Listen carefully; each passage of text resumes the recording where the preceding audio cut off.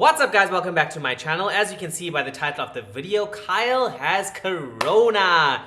2.5 years later, I have finally been struck down by COVID-19. I am as surprised as anybody else out there just because I didn't realize I had it up until the second I got my results. I mean, I would think I was just in denial. I honestly thought it was a common cold, and then when I got my results, I was like, huh? Really? So basically the reason why I'm making this video is to obviously just share my experience and how I felt, how I'm feeling, how I managed, how I'm managing with the whole thing. And maybe it might help you guys out there that possibly could have it, could get it, or know somebody that could get it or does currently have it. So on the screen right now, I'm going to throw up typical signs and symptoms of COVID-19. And we're going to go through my last 6 days to see how I felt each day and what I went through. Day number 1 was actually the day that I went and got the test done.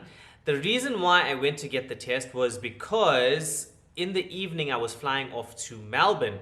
Now, a few days prior, I'd come back from Milan and I had a bit of a sore throat and a dry cough. But on the morning of day number 1, I was like, you know what? I'm not feeling too well. Considering it's going to be Melbourne, a long trip, let me just go to the doctor and see what they say. Once again, just thinking it's a common cold. I went to the doctor. He said, yes, my throat was a bit inflamed. My chest was okay. But I had a bit of a temperature, so 37.8. So let's rather just go and get a PCR test to be safe. So I was like, okay, fine. Went to another hospital that I was referred to and got the test done. And then by the time I ended up driving home, I had a fever, like my head was just pounding. And I was like, oh no, for real, I'm definitely getting sick, or I definitely am sick. Luckily, I'm not going to be doing this flight to Melbourne. So I got home, I took 2 paracetamol tablets and went to bed. 3 hours later, I woke up and I got, because of my phone beeped, and I see that I got an SMS from the Dubai Health Authority. My results were in and I was positive. And I was like, wait, what? Oh man, I've got COVID? Like, I was shocked. So I just messaged everybody, my mom, my family, Priya, everybody, my friends, told them all that I had COVID. And I was like, oh snap, like what do I do? Informed the company that my results came back positive. And yeah, so it was pretty much just water, vitamin C, the paracetamol for the headaches, and if I wanted to, the throat spray, because obviously my throat was quite sore. So I just did that. I continued that for the rest of the day and evening. That evening I did suffer with like at night, like hot and cold all the time. And I couldn't eat. I did not want to eat, just complete loss of appetite, which then led into day number 2. Also couldn't eat. So what I did was I was having those Maggi soups, like the chicken noodle soups, just because that's all I could stomach, that's all I wanted, that's all I felt for. I didn't want to eat anything else. But yeah, same thing, headache, dry cough with throat pain, and my chest was a little bit sore, chest pain, but no difficulty in breathing or anything like that. Continue with the same medication. Day number 3, oh, and the pounding headache. This was the worst thing that I suffered with all my, the whole time that I did feel bad or unwell, was just the pounding headache. So that's why every 8 hours I was taking 2 paracetamol tablets and just sleeping. That was the only way that I could actually get over that. Going into day number 3, my headache started subsiding. I was getting a little bit better. I could feel that I was getting a little bit better. My dry cough started turning into a wet cough, a chesty cough. Like my cough had changed, and now there was a bit of phlegm. My throat was starting to feel better as well. But I could start eating food finally. Like I was like, oh, okay, yeah, sure, I will eat food. By the way, even though I'm saying I couldn't eat food, I could eat food, I didn't lose my sense of smell or taste. I could taste everything. It was just that I wasn't feeling like eating that type of food or any type of food. Then moving on to day number 4, I realized that I was definitely on the road to recovery because my headache had gone, everything had gone. The only thing was the cough, and that was pretty much just at night that I was coughing. So I stopped taking the paracetamol. I was just taking the vitamin C just to keep my immunity up, and drinking lots and lots and lots of water. Day number 5, I was 100%. I think I was like, oh, I'm golden. Like, I was not feeling bad at all. And then day number 6 was my final day basically, when I actually had to go and get my second PCR to see if I still had COVID. And this was a requirement by the company, because if on day 6 I passed and had a negative result, then I could go back to work. But if it was positive, then I'd still have to stay at home for the 4 more days, which in total makes 10 days of isolation.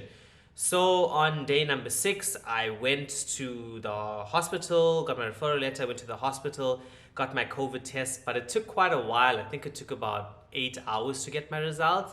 And what do you know? I was still positive. So I was scratching my head and I was like, wait, what? So 6 days later, I'm still positive with COVID-19, even though I'm feeling absolutely fine. Like, everybody's still, like, my family and stuff are still feeling sorry for me in a way. Are you okay? Do you need me to do anything? What can I get for you? And I'm like, no, I'm fine. Totally fine. I don't know why it's coming out all loud and squeaky, because really, I'm fine. So yeah, just waiting now. I have to stay at home for another 4 more days, or I have to isolate for another 4 more days, which, I mean, I'm enjoying a bit of a break, but I actually just want to get out there now. I want to go outside and I want to do stuff and talk to my friends or be with my friends and my family. Priya's actually still in Canada right now, and she's only going to come back once a few days after I fully recovered. I told her, there's no need for you to rush back. So yeah, just sitting at home and waiting for the time to pass, trying to live a normal life.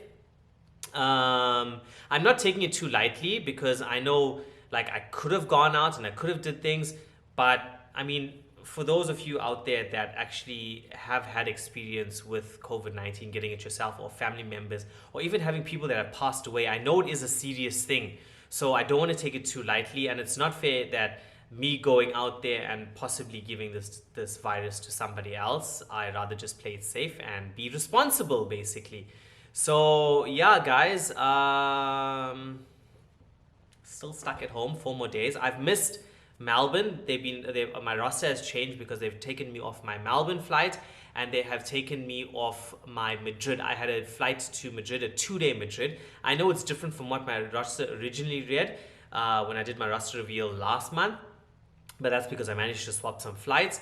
So yeah, so unfortunately, those 2 flights are gone. So a few days more of isolation and days off, and then back to my normal roster, hopefully. After 10 days, if I'm still not feeling better, which I am, by the way, but if I'm still not feeling better, then I would just have to go back to the Emirates clinic and tell them that I'm not feeling better, and I just have to stay at home until I do get 110% back for work. But yeah, if you do follow me on Instagram, you do know that or you would know already that I had COVID, because I did post it on Instagram on one of my stories. If you're not, or if you haven't, or you didn't know, then why aren't you following me on Instagram? Make sure you do follow me below.